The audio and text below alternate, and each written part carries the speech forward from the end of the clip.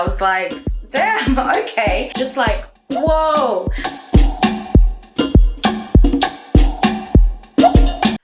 Hi friends, it's Yeti. I hope you're good. I hope you're safe. I'm here to review Mr. Queen. So I just watched it in 4 days because it's that good.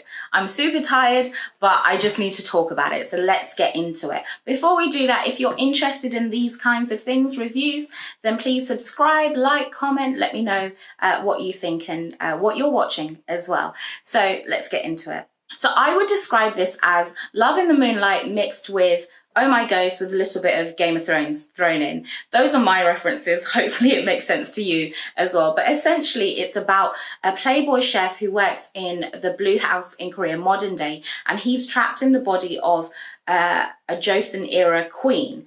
And so it's hilarious because he doesn't even try to blend into his environment. He's just fully himself, and it's hilarious because of that. The king is a puppet king and he goes on his own journey of self-discovery. So it's so interesting to watch. There were parts of this that I was confused by. I kept texting my friend and I was like, have I missed something? What's going on?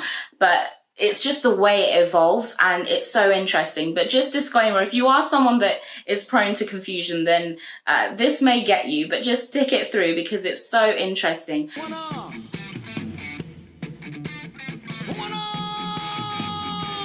This show is hilarious. I don't know how they manage to make even the most serious situations absolutely hilarious. They do it constantly. Some of my funniest moments are, I can't pick one, so I've picked a few. The queen twerking in the rain, all of her court ladies trying to stop her, but she just doesn't care. Lady Choi, when she becomes completely obsessed with this looking glass and she's so addicted to it. The kiss at the queen's father's house between the queen and the king was hilarious. At first, the way that the king said, I'm not gonna do no touch day, I was like, damn, okay, the king. That was the first time I really thought, okay, he's got some game, like he's got some serious game. But then the kiss, the way the queen was like maneuvering his head, that's when I was thinking, is this the actual queen or is this the chef? And if it's the chef, is he doing it because he's interested or is he just doing it as a tactic? But it was just so hilarious to watch. The only sad part about it was when the cousin came in and saw the kiss, and obviously he's seeing his love being kissed, and that was a bit sad, and then he had to do the walk of shame back to his friends. I did feel for him there.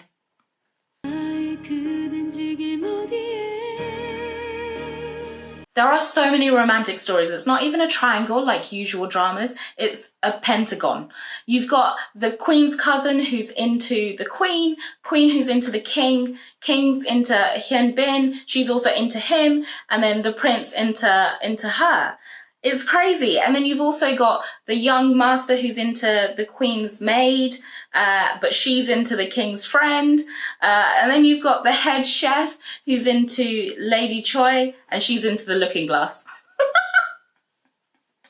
So it just keeps you guessing the whole time who's actually going to end up with who and who you should be happy for when two people are getting together. Should I be happy? Should I not? It's just so up and down, and that's what makes this drama great. For me, the most romantic moment or the most romantic storyline and my favorite storyline is everything connected to the well scene. The fact that we see it at the beginning or towards the beginning, that whole scene of the two kids and saying, you know, we want to die and because of the circumstances that they're living in, and then actually no, I'm gonna live.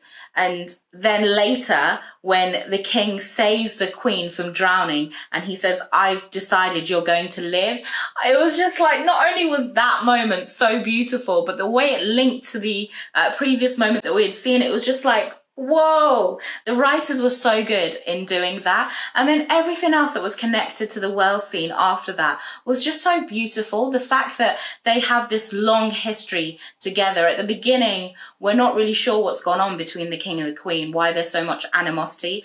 But then the fact that there's this like rich history and just this massive connection between them makes their story so much more beautiful when they eventually get together.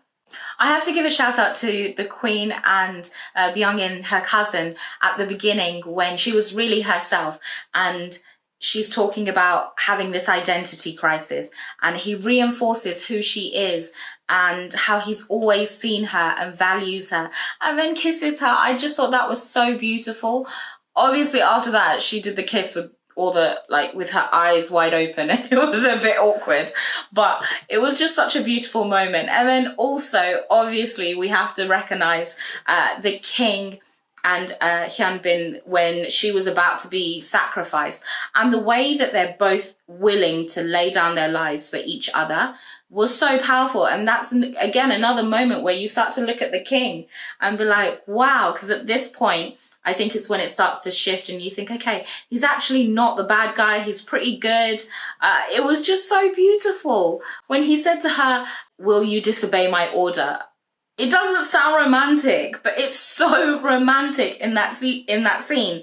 And the king just had me in my feels the whole way through. I was just amazed by him. He's so passionate about his people. He's so passionate about what he's doing. And that comes through over time. And he's so intelligent. All of the ploys that he was making, so, you know, faking his own death, even at the end, everything he was doing, they thought that he was a puppet king. They thought that he was nothing and he would just do whatever they wanted. But they totally underestimated him. And it was so good to see his evolution over time and how strong he actually is.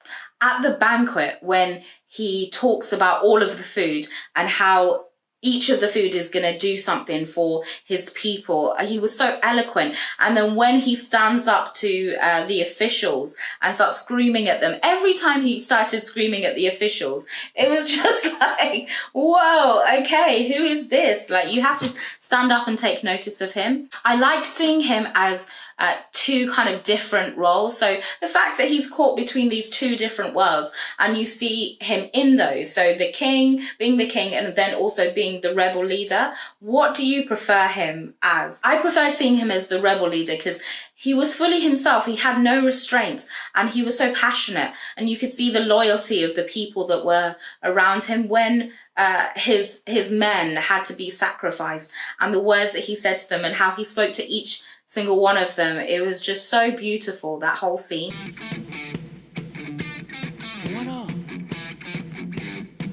The Queen. I can't get over how well she's played this. I've seen lots of body swap things, but she does it the best. Not, you know, Hollywood, Nollywood, Bollywood, none of that. Like, she does it the best.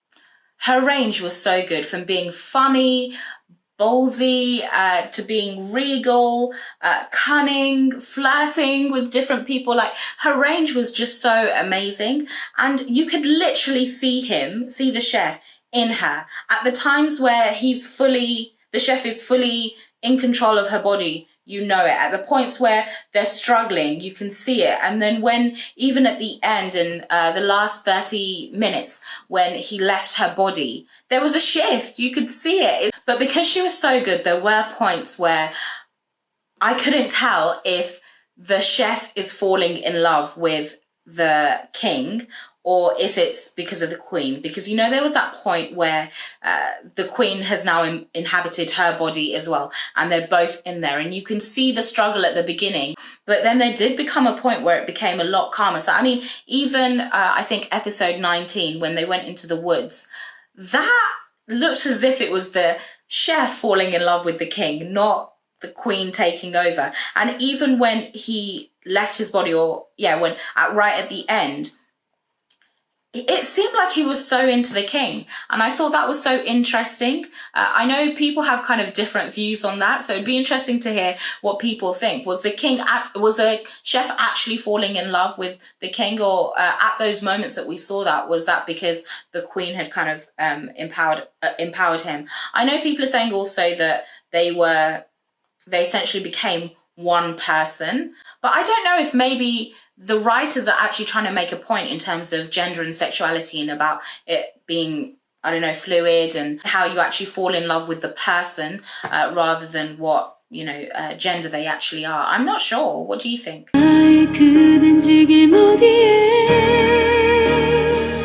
So the Queen's cousin, Byeong-in, it's crazy how characters in this show flip. I loved him at the beginning. In the middle, I started to hate him. He became so cruel.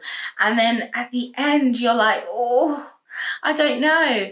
His love for her was so pure. The way he put out his hand towards her and said, take my hand, you are my everything. And she just walked away. You could just feel the heartbreak in that moment. And then later on, how that scene echoed again and he put his hand out again. But what was interesting is the first time when he put his hand out, he lost all hope because she walked away. And then that second time, he was doing it because he had suddenly now gained hope, thinking that actually the way she's been treating me is because it's someone else, but she's still inside that body and there's potentially hope. And then, you know, he sacrificed himself for her, but then died. It was so sad. It was so sad, but it was fitting. One of the themes that I really loved about this drama was feminism and you know, the role of women, how the women were influencing most of what was happening and they were in control of most of what was happening.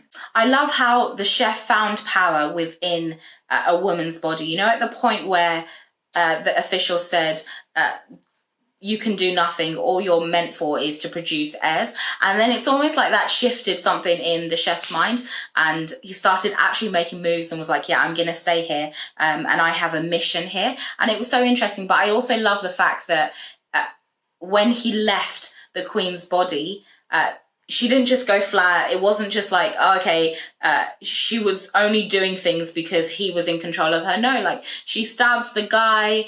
She tried to protect the king. I liked that. And then at the end where she then goes and stands up to the Grand Queen Dowager, you know, I liked that she found herself as well. And she also had influence. It's almost like a message from the writers that it doesn't really matter who you are, you still have power, you can still have influence. And I love that journey that she went on. Some of the other women as well. So the Grand Queen Dowager, obviously she had a lot of influence. I mean, to the point where she is dissing her brother constantly and making him do things for her. Everyone comes and kneels before her. It's just crazy. And she is scary. That whole ice scene, she doesn't care, even if you're part of her family, whoever you are, she's going to cut you down as long as she stays in power.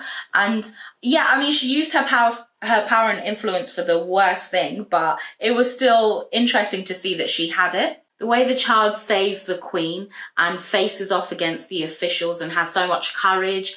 And then it's through her that the king is also saved because of her dad. The Queen Dowager, the fact that she retains her position and she also has influence of her own. She was my least favourite character. I found her a bit pitiful, but I think she was interesting and important to have within the context because you can see her making moves that are bad, which makes everyone else's moves look better. So, I mean, the most that she did was that whole gossip thing. It just, meh. And Hyun Bin as well, the way that she holds so many secrets that actually have the power to influence what's going to happen.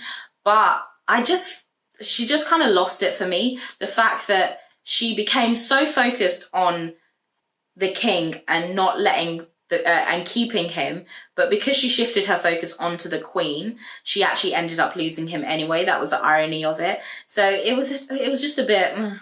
Hyung-yeon and Lady Cho as well, their loyalty, it was actually like a force to be reckoned with. And the fact that they helped the Queen in terms of character growth and to get to where she was. And then when they went into the forest as well, protecting her, sacrificing themselves for her. They had so much influence despite the limitations of their actual roles. And then also the blind nurse that was the informant. There were just so many women in this story that held influence and power. And I just thought that was really interesting. I love this show. I thought it was so rich. The storylines, the way that they evolved over time, the way that they just dropped us in things and we had to figure stuff out. I mean, I was writing like notes as I was doing things, but most of it didn't make sense by the end because things had changed so much and you're just completely engrossed in what's happening. The actors, everything was really good. I feel like this is probably one of the best dramas that I've seen. I really loved it. What were your best moments, your most romantic moments, funniest, and also about the whole question of gender and sexuality. What did you think about that? Was the chef actually in love with the king, or how do you see that whole thing playing out? Hopefully you liked this, and if you did, please subscribe, like, comment, and I'll see you again in another video. Bye.